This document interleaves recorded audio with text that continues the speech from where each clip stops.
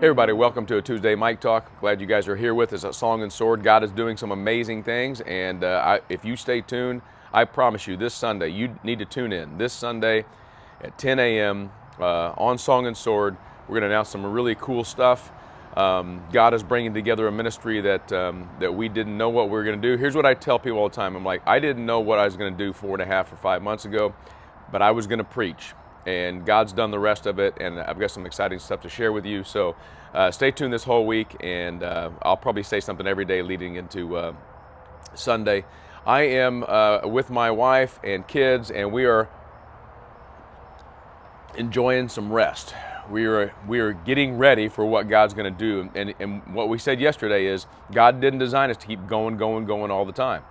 So we're going to spend some time talking about rest, and there's a lot of scriptures that I can share with you, but one of my favorite ones comes from Mark chapter 6.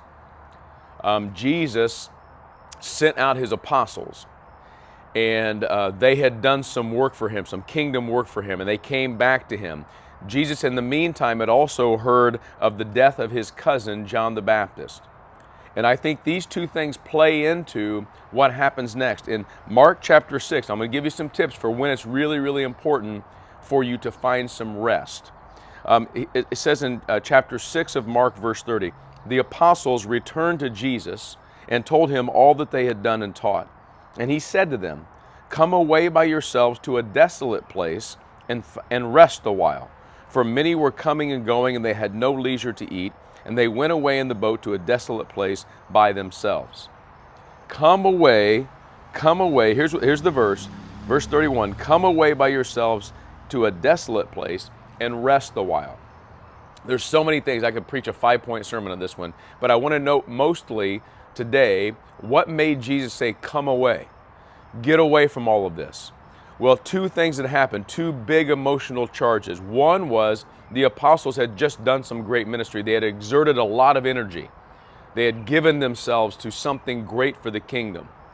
And one of the times that I find I need rest the most, I try to build it into my routine, is when I'm a part of some good God thing, something that God is doing well. I always make it a point, as many as you know, to get away from people, get away from it all, take a nap after Sundays when I preach. Why is that?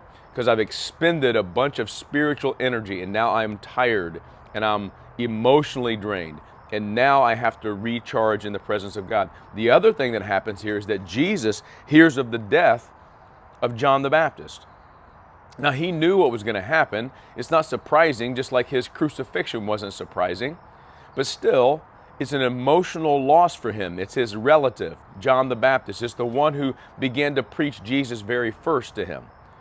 And so Jesus has this emotional, remember, he's fully God, but he's fully human. He has this emotional pain from the emotional loss. Some light just went off outside here. From this emotional loss of his cousin. And then the apostles are coming off a spiritual high. And Jesus says, you know what we need to do? You know how busy they were? Have you ever been so busy that you don't have time to eat? That's how busy these guys were. They were so busy, they were coming and going, had no leisure even to eat because there was so much ministry going on. And Jesus himself says this, it's not good just to keep going, especially when you had something happen emotionally to you that's draining, or that you've done something that is very, very spiritual and you've got this mountaintop experience. Jesus is teaching us to get away. And today, on this Tuesday, I'm encouraging all of us to take his advice and go, let's get away. What's it mean for us to come away? He says, come away with me to a desolate place, which is a word that also kind of means barren, a deserty place. He's saying, let's get away. Here's the way that you get away, though. You got to get away from your devices. You got to get away from noise. Man-made noise. Getting out in nature, I can hear some stuff here. I also hear cars in the background. But get away from the noise. Get away from people. Get away from your normal setting. Find a desolate place. One of the greatest things that you will ever discover if you can learn how to rest in God through Jesus Christ is to find a place to get away, a desolate place, a place where you know your soul can be refreshed.